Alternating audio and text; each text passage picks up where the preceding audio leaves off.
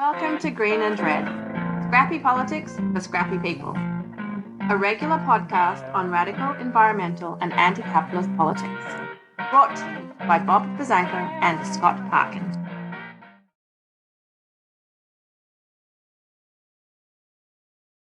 Welcome to the silky smooth sounds of the Green and Red podcast.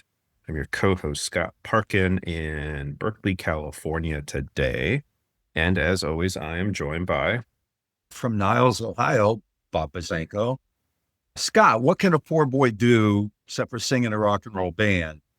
Because in sleepy London town, there ain't no room for a street fighting man. Exactly. And that's what we're going to talk about today. What's going on in the streets, whether we could do more in the streets, and all kinds of big questions like that. I want to start with a little vignette. In 2002, I happened to have had a year before that who had graduated, a student who had been from Venezuela, and he'd gone back home and he was working in the Foreign Office. And then, if you recall, in early 2002, there was a U.S. supported, sponsored, directed, whatever you want to call it, coup against Hugo Chavez that looked like it had succeeded. But then Chavez and his party and the grassroots community groups and the labor unions put out a call to the entire country to march on the palace. And they did. And within 24 hours or so, Chavez was restored to power. And that's something that as socialists or Marxists or radicals or whatever, I think we're familiar with. If you've followed anything like this over the years, Castro, Ho Chi Minh, whatever, people power is essential. Mobilizing people en masse is essential. And so we have a lot of stuff going on today, obviously. And we have a lot of people in the streets. We don't have a lot of people at these higher levels mobilizing them. So we're going to talk about that today, just an examination of what's happening, what's going on historically, what's been done, and so on. So we're going to start because you're connected to a lot of these folks who are doing these kinds of things in places like LA and in DC and in many other spots, right? So you can just talk about what we're seeing today, and then we can just riff about what kind of stuff is generally done in American history, what kind of mobilizations have occurred elsewhere, just talk about it generic or even using examples in more specific ways. The one thing I want to say about the Hugo Chavez thing is there's a great documentary that came out about a year after that happened called The Revolution Will Not Be Televised, where a film crew was with Hugo Chavez when the coup took place. And so I do want to encourage people to check out that doc because that was a great film. And if I may blow my own horn a bit, this is one of my proudest things, actually, because I was talking to my friend who called me and he said, "Hey, Chavez is going to be back in power by the end of the night." I said, "What?" And so I burst over to KPFT and there was a jazz show on. I forget the guy's name. He was really nice. I said, "Hey, can I have 10 minutes? And I went on and I called him. And so we actually broke the story nationally, right? I broke the story nationally. So that was my Edward R. Murrow moment. There's many. You have over 400 episodes on the Green and Red podcast. Yes. My career here has been far better than my career in Pacifica, who I respect about as much as Fox News. So yeah, there you go. At least they're not paying you with a potato chip bag full of cash, Bob. That's all I'm saying. Not that I would oppose to it, all right? If anybody wants to hand us potato chip bags with cash in it. Yeah. Just make sure it's for Green and Red podcast. It's for Green and Red. Yeah. Because that was also a lot of cash to a media outlet as well. So it was 100 and some 20s? Like you bribed somebody with $200? Really? New York politics continues to amuse and amaze us. I'll leave it there. Yeah. So just to go back to your question, which is because I've thought about this question for many years, but I've actually been thinking about it more recently with what we're seeing, what's been happening in the country. And there's opposition that goes on to Trump every day. And sometimes it's small protests. Sometimes it's just a community running ICE agents away from their metro station in Columbia Heights in Washington, D.C. And then sometimes there's bigger marches happening, bigger actions happening. This past, last weekend, there was actually a huge Gaza march in New York, organized by a bunch of Arab groups, as well as I think the PSL. And so there are things happening all the time. What we're not seeing is this more institutional players actually playing a role here, which is a little bit of what we're going to get into. And I do want to contrast this with actually what the Republicans do, because this is actually what Trump did on January 6th. there was a lot of first thing I'll say is through 2020 during the pandemic, there was a lot of encouragement of by Trump of more right-wing thinking groups, militias. Liberate Michigan, liberate Virginia. Exactly. Like a lot of anti-mask stuff that was going on during this period of time. And when those people would act to do something in support of Trump or his people or his policies, he's not afraid to reward them. The best example of that, the biggest example of that is the people who stormed the Capitol, the like 600 or 700 people who have been prosecuted, some of which went to prison on January 6th. Like day one, he came in and pardoned all of them. And so I just want to like also flag, and he's given some of them positions in his administration. That is also happening. And so I just want to say that Trump, I don't think the Republican establishment understands that or would ever do that. But I think Trump and the MAGA people understand that and they do that. No one on the Democratic side really does that. Not even like the quote unquote progressives. I do think that particularly in the progressive sphere, they spent a lot of time connecting with organizations and people who do organizing, including labor, including community organizations, things like that. But you never really see this institutional backed opposition. You may see Democratic politicians speaking at a big rally. Yeah, that's not unheard of. Or you may see Democratic politicians going and trying to visit an ICE facility in New Jersey, for example. But you don't really see this outcries. Like you don't see Gavin Newsom right now saying people should turn out in Los Angeles to put a stop to ICE or to be disruptive to the National Guard doing patrols. You're not seeing that with Democratic politicians in Washington, D.C. right now. The mayor, left the city. Maybe that was a way to avoid some sort of process. I didn't follow it that closely, but she had a family obligation in the Hamptons. Yeah, she had a family obligation in the Hamptons. But we can all identify with that, right? Yeah. I'm sure. Haven't you been there? Maybe she went three, four times this summer. Maybe she went to Cuomo's fundraiser. I don't know. Right. But we're not really seeing this sort of institutional level of support. In fact, what we see, and this is something we've talked a lot about on the Green and Red podcast, is that the policing of more people making a lot more noise, people with more radical politics, it isn't even necessarily coming from the Republicans. The crackdowns on student protests on campus last year were from the administrators. During the McCarthy era, it was moderate administrators who cracked down on communists. It was moderate union bosses who cracked down on communists and the unions. And so it's really important to note that too. But the Democrats are no more interested in any sort of building up a real street presence other than having people go knock on doors for their corporate centrist candidates than the Republican establishment. Trump, we always say he's a different cat, but I do want to put that out. That being said, there is a lot of opposition going on in the world right now, or in the country right now, to Trump, and we can talk about that more. Yeah, I think these are really important points to go back and I hate talking about things happening in the U.S. and using other countries as examples, like Venezuela or Vietnam. The Viet Minh were brilliant at that. They would travel around. They called with what they called propaganda units, and they would mobilize people, and they would have these kind of large local meetings, and they weren't like directed in their minutia from the top, Trump or whoever from the Politburo. The word would come down and these mobilizations code, and then local people would organize and direct them, which I think is the model both of us would probably love to see. But what we're seeing here, and everyday examples of opposition and resistance, which at least personally keep me going, because if not, man, I'm just ready to throw in the towel. And we certainly, the thing is, it's not like we don't want the Democrats or the unions to do this. It doesn't matter. We know they won't. And I think that's what we're getting at. We don't have these mobilizations. And what you're seeing in DC now is being organized locally. And you've talked to people who are part of that. And what we see in LA, we've talked to people in LA who are part of that. These are immigrant groups and local groups and community groups and so on, which are really critical. And when in Trump's first term in 2017, when he instituted the Muslim ban, people just went to the airports. Nobody told them to. There wasn't any direction.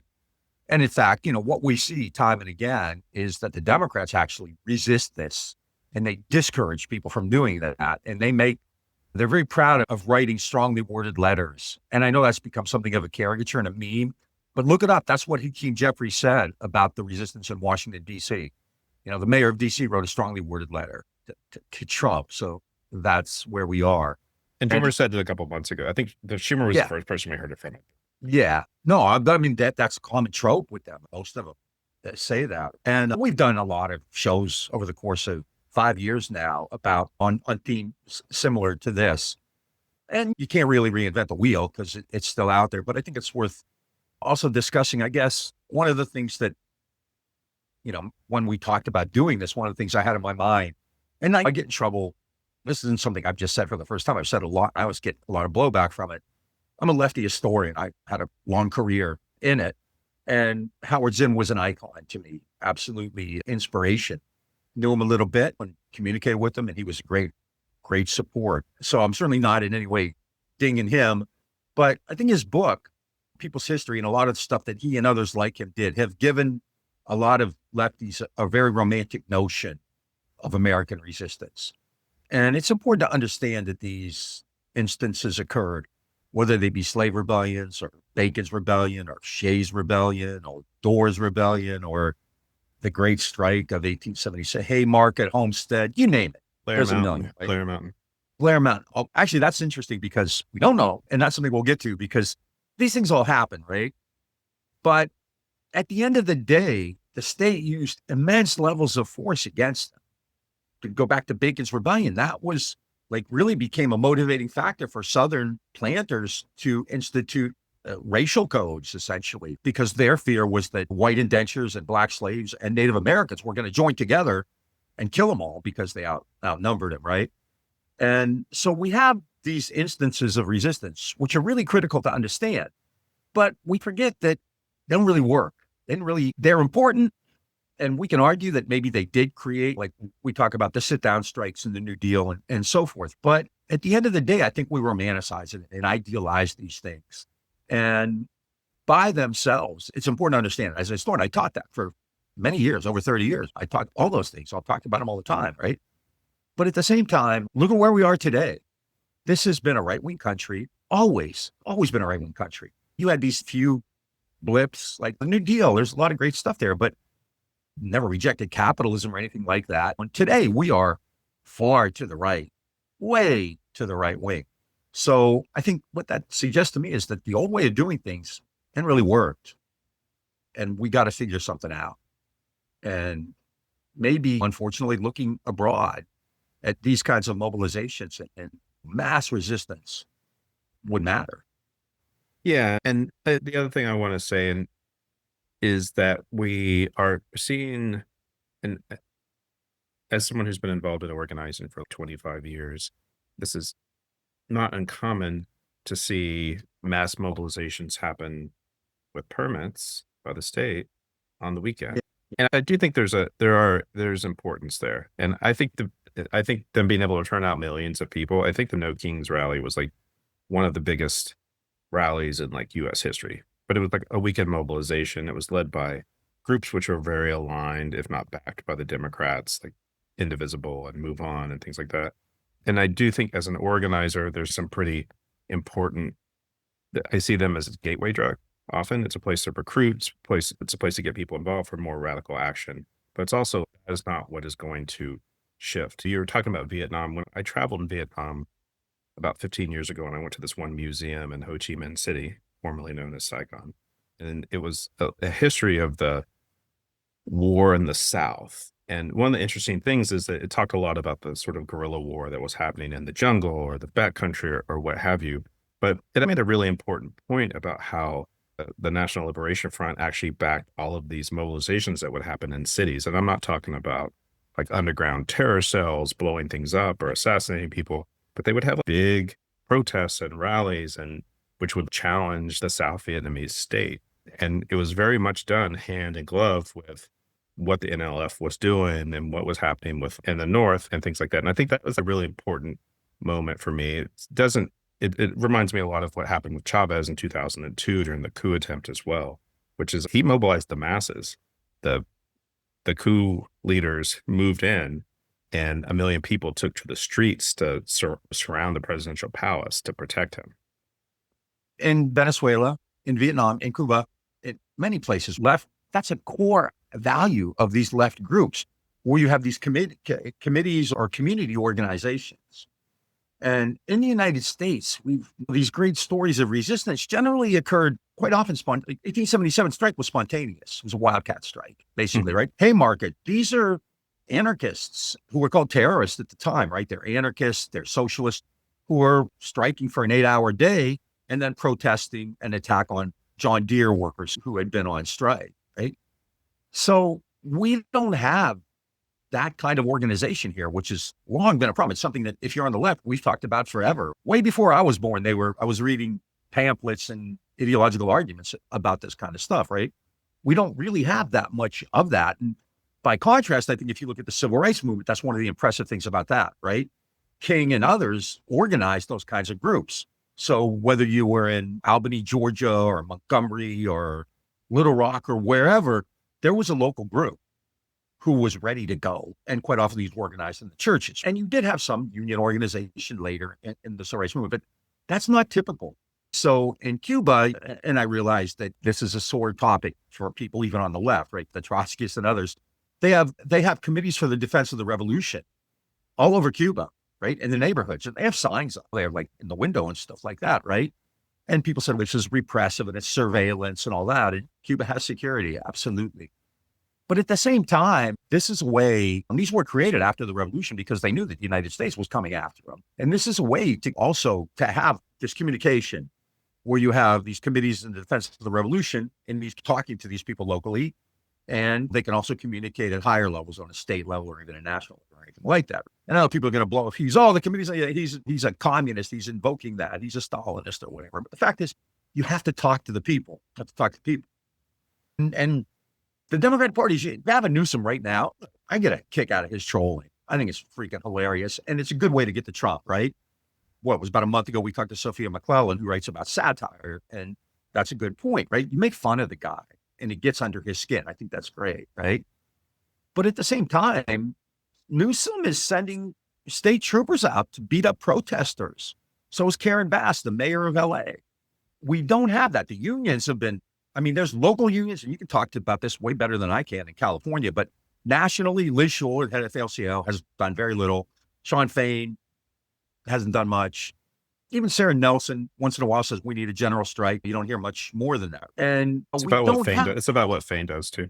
Yeah, we don't have, and this is another, and I remember our second interview with the fantastic, brilliant Stott and Lind, we don't really have a terribly radical labor tradition in the United States. Despite all the stuff we read, we really don't, as you pointed out. And when we talked to Ellen Schrecker, which is another, Schrecker and McClellan, you should listen to if you haven't, but the unions participated in these McCarthyite purges, right? They got rid of people who they considered communist or subversive or radical. And the idea that these folks are somehow going to change their stripes, this isn't going to happen.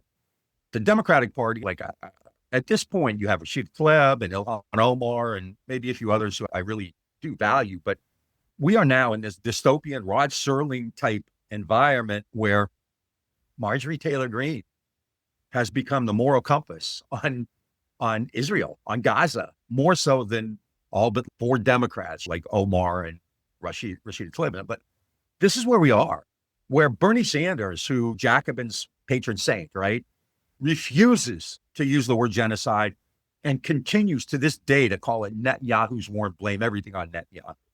And that's not just a sectarian quibble. How do you raise resistance if you're going to blame it on one guy? And that ignores everything that happened 75 years before Netanyahu.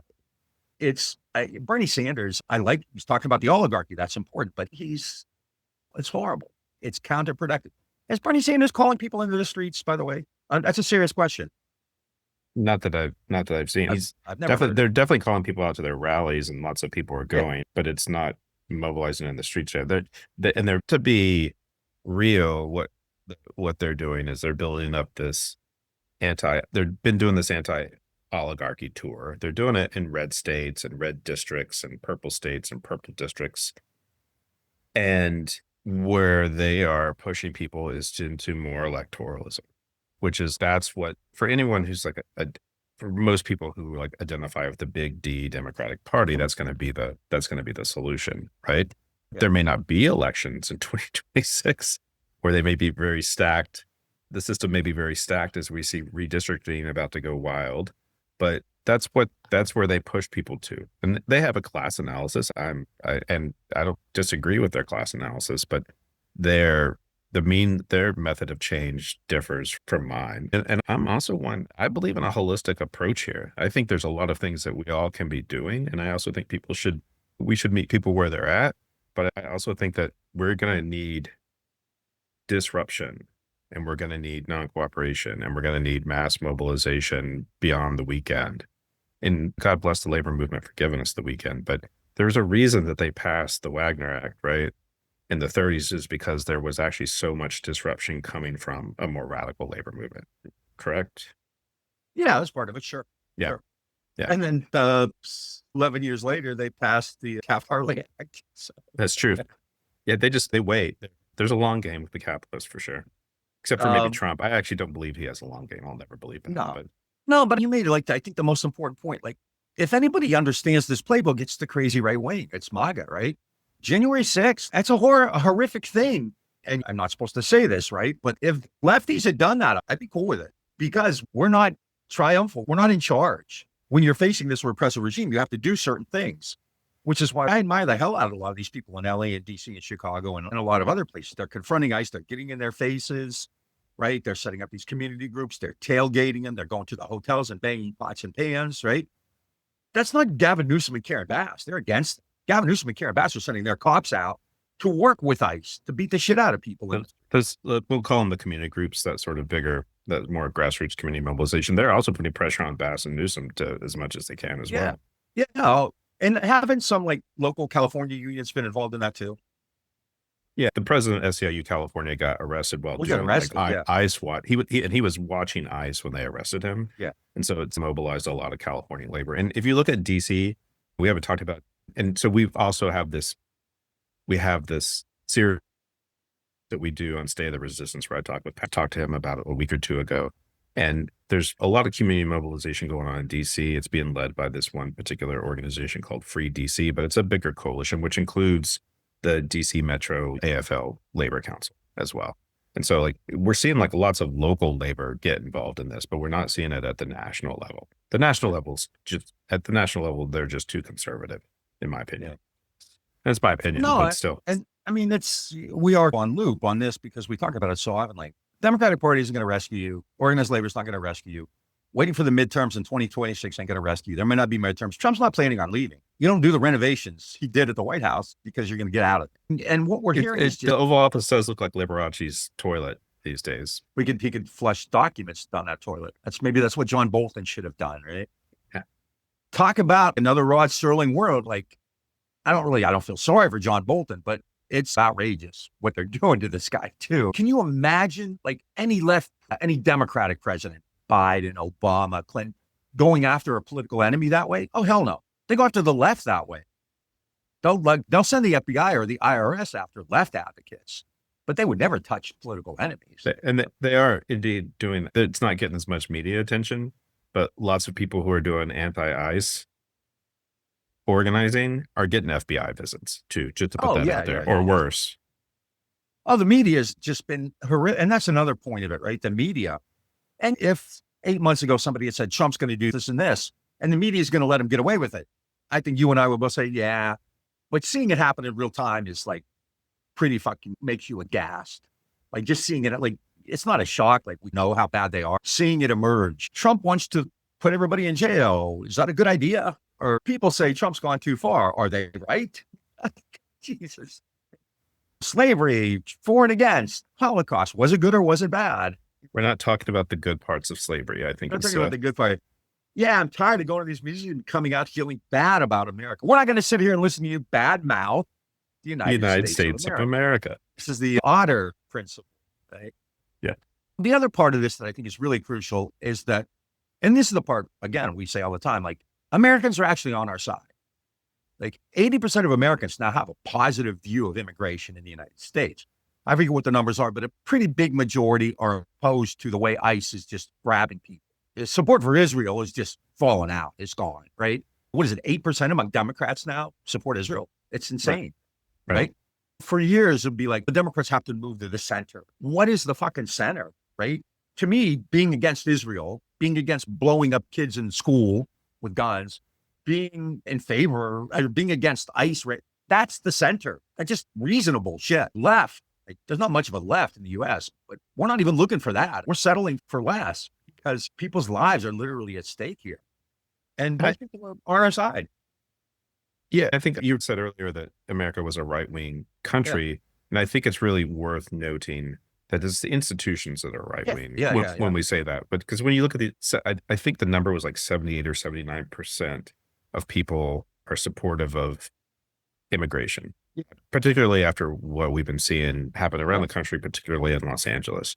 The poll, the sort of quick poll the Washington Post did, that over 80% of Washingtonians oppose federal law enforcement and federal troops patrolling their streets. Why do they need 120 FBI agents dealing with street crime and fare evaders on the metro in Washington, D.C. is my question. $1 million a day, right? And then the other thing is the soaring popularity we're seeing of Zoran Mamdani, of Omar Fetta.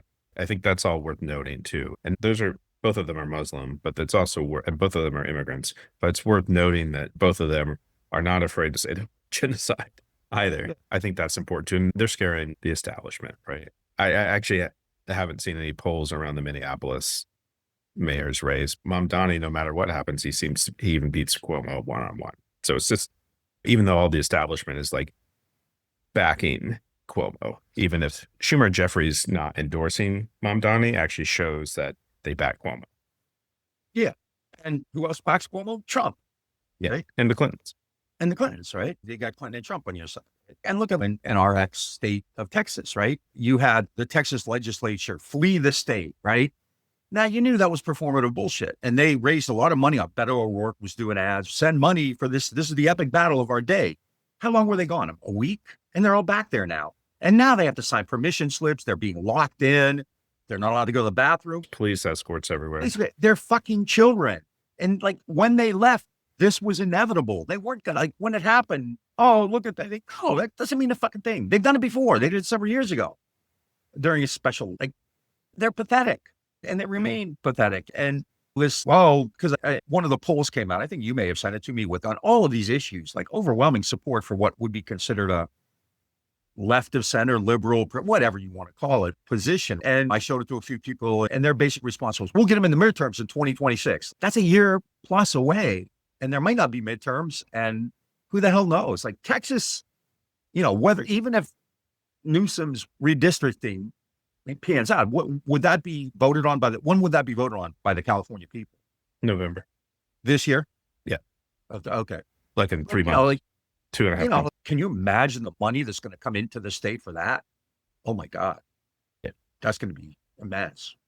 Yeah. And when we start playing that, I think fighting fire with fire is good. And it's nice to see some Democrats who are at least rhetorically fighting and they're doing this, but at least in the short term, I believe when they start adding up all of the like red state redistricting and all the blue state redistricting, that the Democrats actually come out behind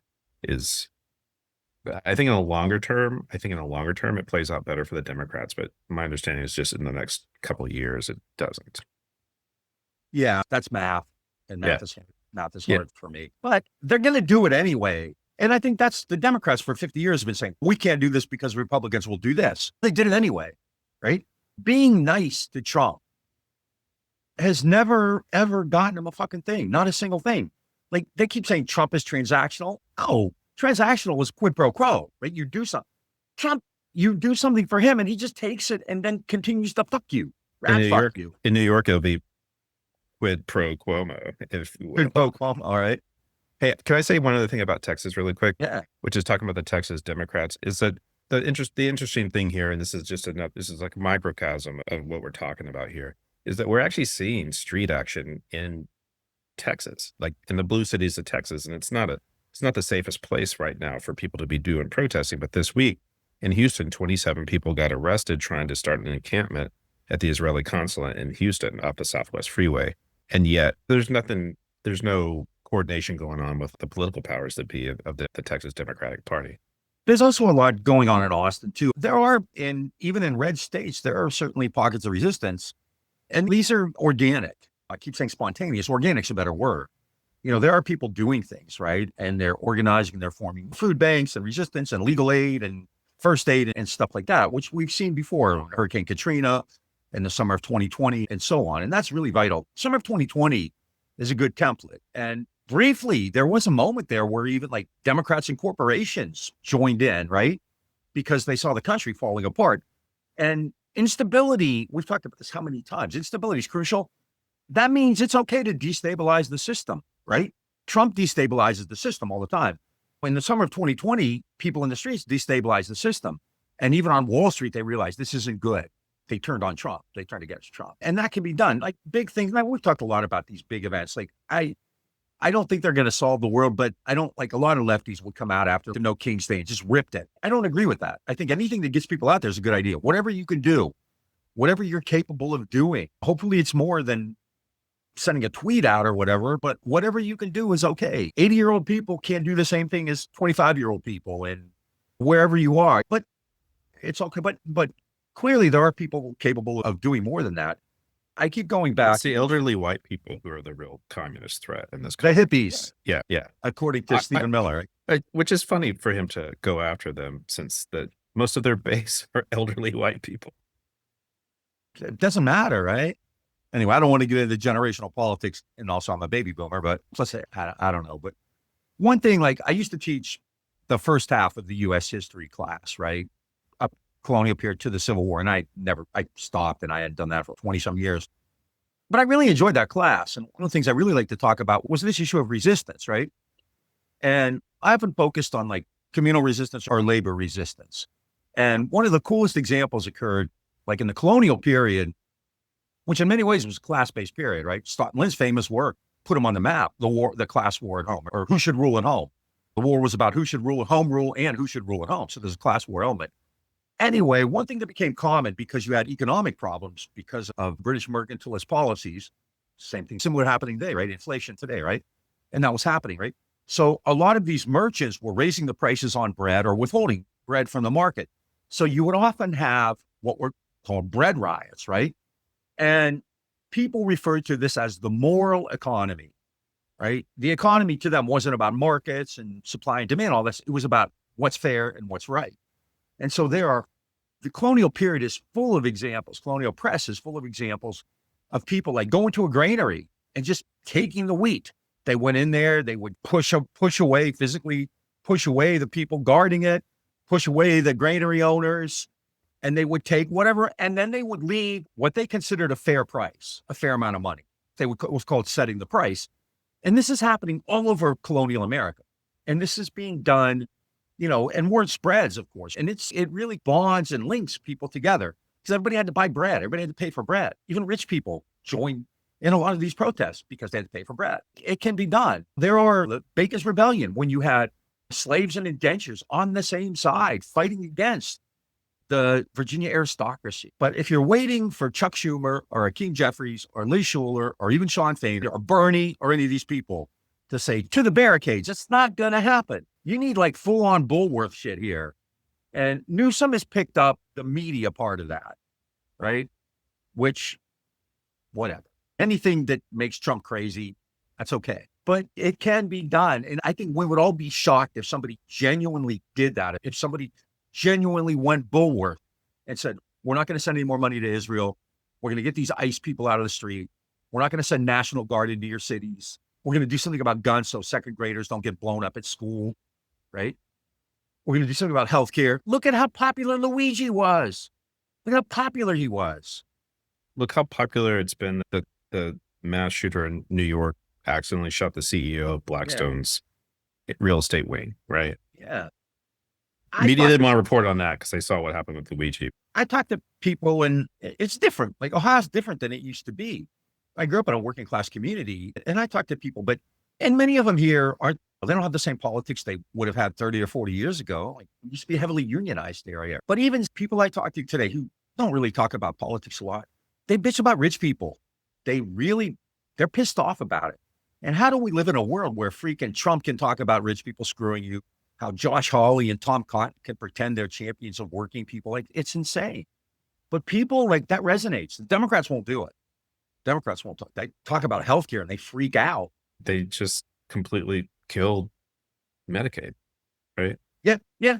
And no one did. I guess the Democrats in the Senate voted against the big beautiful bill. They But didn't do anything. But did they mobilize people? Did they say, go out to this meeting? They do this, do that. Go hassle this person. Go hassle this senator. They don't do any of that.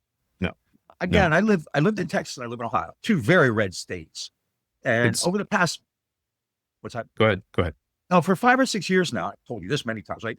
For 5 or 6 years now, constantly the Republicans, national Republicans, will be running ads, local ads in Texas and Ohio, whether it be like a Supreme Court appointment, right? Make sure you call your senator to tell them to confirm Amy Coney Barrett to stop the radical left, right? In Texas, you think Cornyn and Cruz are going to vote against her? In Ohio, you think JD Vance, or I forget it was before him, was going to vote? No, they're not. But they did that. Right now in Ohio, they're running ads saying, make sure you vote, call Senator John Husted to thank him for his vote saving Medicaid. Right? Husted voted against it. Against saving Medicaid. He voted for the bill, which doesn't save Medicaid. And yet they're on the fucking TV all the time doing this. Just bullshit lies that you could, like, in 20 seconds, you could debunk. No one's going to do it. Democratic Party doesn't do anything like that. Yeah. You know? Civil society, people have been disrupting town halls and things like yeah, that. yeah. But it's absolutely. coming more from civil society than Yeah, it is oh, from yeah. the Democratic Party. Oh, they're doing it in Nebraska. They're doing it in Florida. They're doing it in red states. But again, you don't like, and they, in a sense, we're bitching about Democrats for not doing something that they're congenitally incapable of doing. They're not mobilizing. Well, of course not. They wouldn't be the Democratic Party if they were mobilizing people. They've never done that. Never. No, it's an important distinction to make. And when a lot of people throw out this word, the quote unquote left, and sometimes they're talking about Chuck Schumer and Hakeem Jeffries, and sometimes they're talking about Antifa, and it's like that meme, right? It's like when I think about the left, it shows like Marx. And then when they think about the left, they show Hillary Clinton. And then when it really is Jeffrey and Schumer. But it should also be an important to note that a lot of people who are the left are these like community groups who are like mobilizing people to resist Trump's occupation of LA or Trump's occupation of DC. And it's a really important thing to note is that Wall Street backed New York Democratic politicians, like the Senate leader backed by Wall Street, from Wall Street, the House leader, the House minority leader from Wall Street, backed by Wall Street. Really important. The people who are in the streets in New York who are fighting for Mahmoud Khalil and fighting for Gaza and fighting against ICE and things like that, they are not the same as the Democratic leadership. No. And this is where we are. There's so much anger and dread and fear and hatred out there. And the Democratic Party is tamping it down, whereas Trump is always throwing more gasoline on the fire. I remember in COVID, he was encouraged, like the Michigan State House, they're in the Michigan State House with AK-47s, and which is outrageous, right? The Democratic Party is discouraging people from basic protests, nonviolent protests, right? I do want to say, I do think it would behoove people on the left, who I consider the left, like community groups and things like that, to actually think about different strategies and like the different approach to mobilizing people. And that it is happening. Why are we not how can we get a bigger effort behind like counter recruitment to the military, to military resistance within the military? How do we get behind that? There's all these civil servants who are still within the federal government who could like be very disruptive and non-cooperative and not leave their jobs, whatever. I also don't want people to lose their livelihood if they don't have to. But still, like, how do we organize federal civil service to be disruptive and not cooperate in this moment? And maybe that's happening. Yeah. Maybe just the hero hasn't emerged, I guess you could say, but to be an example of that. But we need more of that. We need to not just be getting people to go march on a weekend. We need people to like be actively disrupting and not cooperating with the current apparatus. Yeah. So a little bit like Mario Savio said about being the wrench in the gears. Yeah. Throw your body in the gears. There comes a time when that makes you so sick at heart. A couple months ago, We are in that moment. We are in that moment where I think many people I know who listen to this podcast feel sick at heart in this particular moment. So Yeah. That you can't participate. You can't even passively. Well, we talked to was a Zach from About Face. That's important. Right now, we should be like doing everything we can to support military people who are resisting this. There's a lot of these guys are gung-ho about it, right? I would think a lot of these people, especially National Guardsmen, they don't feel real good about being out in the streets with guns in their own communities, looking at people who look like that. Now, maybe some of them get off on it, but we're not talking about cops. Cops are very different. Military people and cops, I think, are very different. And there's a long history of military people rejecting these kinds of ideas. Cops, not so much. And we need to be supporting them. And you will never, ever see the Democrats vote for fucking resolutions praising ICE for their civil service. In North Carolina, the Democrats just joined. There is bipartisanship in America when it comes to funding ICE or the cops or the military. Then everybody... Or Israel. All right. Back many years ago, there was a Simpsons episode where they were like the Smithsonian or something, and they were talking about how the government cuts funding for everything except something, the NRA and Israel. Even the Simpsons knew it back then. Pretty much. I think the NRA would be against the great expansion of ICE, but maybe they're not as anti-authoritarian as they to make you think. Yeah, for all these years, they said, we need our guns to resist tyranny. And when tyranny comes, they're like, we're okay. Hey, the last thing I want to dig on, and we need to do some more shows on the media and media complicity and all this. We do that some, but I do want to flag for like left media, which like there's a pretty big left media presence up there. Is that left media a little bit just tries to mimic corporate media, right? So they want to be their own pundits. Sometimes I think they're like sort of minor league team waiting to get to the majors to go on CNN or MSNBC or things like that.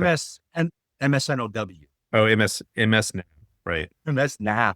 And they're doing a little rebranding there.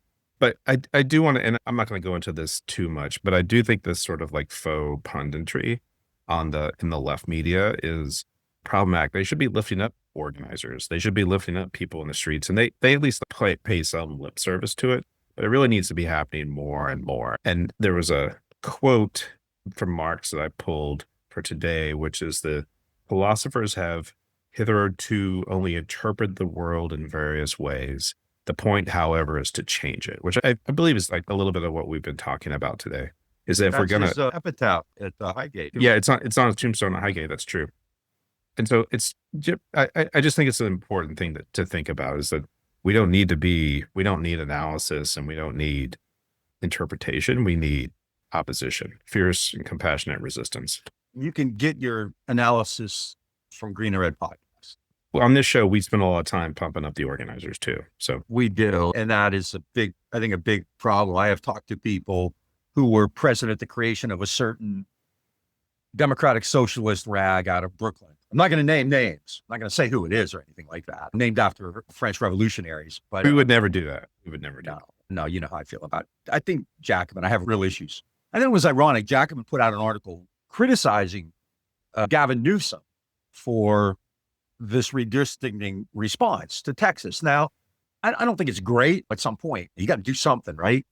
And a lot of people I know who were there in the early 2010s said that they walked away because they weren't really interested in like doing that, platforming activists or really participating in that world. If you read Jacobin, they have stories about it. They have tons of stories about theory and history and all that kind of stuff. Some of it's not bad. Some of it fits the party line. And they tend to platform people who I would not consider kind of intellectual leaders of the left. But yeah, you've got to go out there and like actually change the world.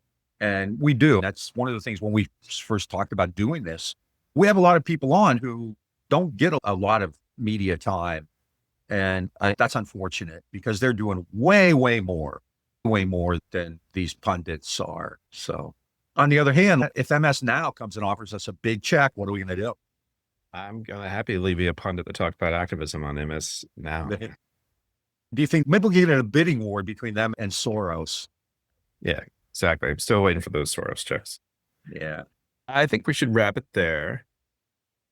Folks, you've been listening to the Green and Red podcast talking about mass mobilizing, organizing strategy. We have lots of guests talk about this, and we'll probably have more in the near future, but we also like to throw out our own thoughts and knowledge and experience out as well. If If you like what you're hearing, please check us out on Facebook, Instagram, and Twitter, and Blue Sky.